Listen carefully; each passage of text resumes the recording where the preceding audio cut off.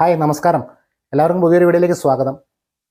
അയർലൻഡിൽ health care HSC മേഖലയിൽ recruitment freeze മൂലം ധാരാളം പേരുടെ അയർലൻഡിലേക്കുള്ള വരവ് മുടങ്ങി കിടക്കുകയായിരുന്നു. അതിൻ്റെ റിക്രൂട്ട്മെൻറ്റ് ഫ്രീസ് ഈ അടുത്തിടെ എടുത്തു മാറ്റി. അപ്പോൾ നമ്മളെല്ലാം പ്രത്യേകിച്ച് അയർലൻഡിലേക്ക് വരാനിട്ടിരിക്കുന്നവരെല്ലാം വളരെയധികം സന്തോഷിച്ചു. കാരണം പുതിയ റിക്രൂട്ട്മെൻറ്റുകൾ ഇനി പെട്ടെന്ന് വരും. അപ്പോൾ അങ്ങനെ നമുക്ക് എങ്ങനെയും അയർലൻഡിൽ കയറി പോകാൻ പറ്റുമെന്നുള്ള ഒരു പ്രതീക്ഷയിലിരിക്കുമ്പോഴാണ് നമ്മളറിയുന്നത് HSC മേഖലയിലേക്കുള്ള റിക്രൂട്ട്മെൻറ്റിൻ്റെ ക്രൈറ്റീരിയ അവർ ഉയർത്തി. റിക്രൂട്ട്മെൻറ്റ് ഫ്രീസിന് മുമ്പുണ്ടായിരുന്ന മിനിമം യോഗ്യത 2 വർഷം എന്നുള്ളത് അവർ 4-6 വർഷമൊക്കെ ആയിട്ട് ഉയർത്തി.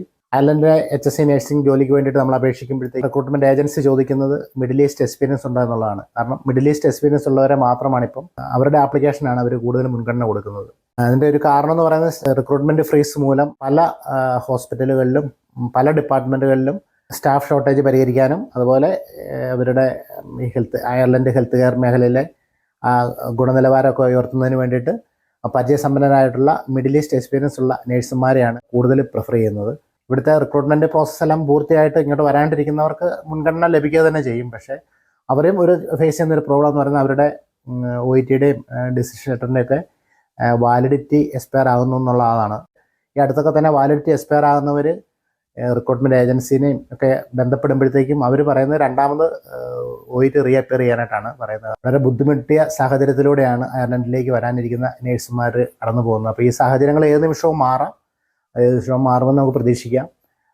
എന്നിരുന്നാലും എന്തുകൊണ്ടാണ് ഈ മിഡിൽ ഈസ്റ്റിലുള്ളവരെ കൂടുതലും പരിഗണിക്കുന്നതെന്ന് ചോദിച്ചു കഴിഞ്ഞാൽ ഇവിടെ നഴ്സിംഗ് പഠിക്കുന്ന കുട്ടികൾക്ക് ഇവിടെ പരിശീലനം കൊടുക്കുന്നത് കൊണ്ട് തന്നെ ഇവിടുത്തെ സ്റ്റാഫ് ഷോർട്ടേജ് പരിഹരിക്കാനും അയർലൻഡ് ഹെൽത്ത് കെയർ മേഖലയുടെ ഗുണനിലവാരം ഉയർത്തുന്നതിനും പരിചയസമ്പന്നരായിട്ടുള്ള പ്രത്യേകിച്ച് മിഡിൽ ഈസ്റ്റ് പോലെയുള്ള രാജ്യങ്ങളിൽ വർക്ക് ചെയ്തിട്ടുള്ള നേഴ്സുമാരെയാണ് ഇപ്പോൾ അവർ മുൻഗണന കൊടുക്കുന്നത്.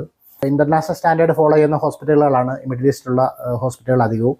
അപ്പോൾ അങ്ങനെയുള്ള ജോലി സാഹചര്യങ്ങളിൽ വർക്ക് ചെയ്തവർക്ക് ഇവിടെ വന്നു കഴിഞ്ഞാൽ പെട്ടെന്ന് ഇവിടുത്തെ സാഹചര്യമായിട്ട് പെട്ടെന്ന് ഇണങ്ങിച്ചേരാനായിട്ട് സാധിക്കും. അതുപോലെ തന്നെ ഭാഷാ പരിചയം, ഇന്ത്യയിൽ നിന്നുള്ളവർക്ക് ഭാഷാ പരിചയം ഇല്ലെന്നുള്ളതല്ല, അവരെ അപേക്ഷിച്ച് മിഡിൽ ഈസ്റ്റിലൊക്കെ വർക്ക് ചെയ്തിട്ടുള്ളവർക്ക് പല നാഷണാലിറ്റിയുള്ള ആൾക്കാരുമായിട്ടൊക്കെ ഇടപെടുന്നത് മൂലം അയർലൻഡിലെ ഈ ആരോഗ്യ മേഖലയിൽ ആശയവിനിമയം വളരെ എളുപ്പത്തിൽ നടത്താനായിട്ട് സാധിക്കുന്നു. അതുപോലെ തന്നെ നേഴ്സിംഗ് യോഗ്യതകൾ പ്രത്യേകിച്ച് മിഡിൽ ഈസ്റ്റ് രാജ്യങ്ങളായിട്ടുള്ള സൗദി, ഖത്തർ, UAE പോലുള്ള രാജ്യങ്ങളിലൊക്കെ വർക്ക് ചെയ്യുന്ന നേഴ്സുമാരുടെ യോഗ്യതകൾ ഇവിടുത്തെ റിക്രൂട്ട്മെൻറ്റ് പ്രോസസ്സ് വളരെ എളുപ്പത്തിലാക്കുന്നു. അപ്പോൾ അതൊക്കെ ഒരു ഘടകമാണ്. അതുപോലെ തന്നെ അവിടെയുള്ള നേഴ്സുമാരെ സംബന്ധിച്ചാണെങ്കിൽ തന്നെ നമുക്ക് ഇപ്പം ഇവിടെ ഒന്ന് എത്തിപ്പെട്ട് കഴിഞ്ഞാൽ ഇവിടുന്ന് മറ്റ് പല ഓസ്ട്രേലിയ പോലുള്ള രാജ്യങ്ങളിലേക്കൊക്കെ എത്തിച്ചേരാനായിട്ടുള്ള എളുപ്പം ഉണ്ടാകുന്നു. ആ കാരണങ്ങളൊക്കെ കൊണ്ട് തന്നെ അവിടെയുള്ള നേഴ്സുമാരും അയർലൻഡിലേക്കൊക്കെ കൂടുതൽ പ്രിഫർ ചെയ്യാറുണ്ട്. ഈ സാഹചര്യങ്ങൾ എങ്ങനെയാണെങ്കിൽ തന്നെയും ഇന്ത്യയിൽ നിന്നുള്ളവർക്ക് അവസരങ്ങൾ ലഭിക്കത്തില്ല എന്നുള്ളതല്ല പറയുന്നത്. കാരണം നിലവിലത്തെ സാഹചര്യമാണ്. ഈ സാഹചര്യങ്ങളൊക്കെ ഏത് നിമിഷവും മാറാം. മിഡിൽ ഈസ്റ്റിൽ നിന്നുള്ള കുറച്ച് പേരൊക്കെ ഇതിനിടയിൽ വന്നു. എന്നിരുന്നാലും ഇന്ത്യയിൽ നിന്നൊക്കെ ധാരാളം പേര് വരാനായിട്ട് വെയിറ്റ് ചെയ്യുന്നുണ്ട്. അങ്ങനെയുള്ളവർ ഇങ്ങനെയുള്ള സാഹചര്യം മുന്നിൽ കണ്ടിട്ട് അയർലൻഡിൽ ഹെൽത്ത് കെയർ മേഖലയിൽ HSC ഹോസ്പിറ്റലുകൾ മാത്രമല്ല ധാരാളം പ്രൈവറ്റ് ഹോസ്പിറ്റലുകൾ, നഴ്സിംഗ് കെയർ ഹോമുകൾ, അവിടത്തേക്കൊക്കെ വേക്കൻസികൾ വരാറുണ്ട്.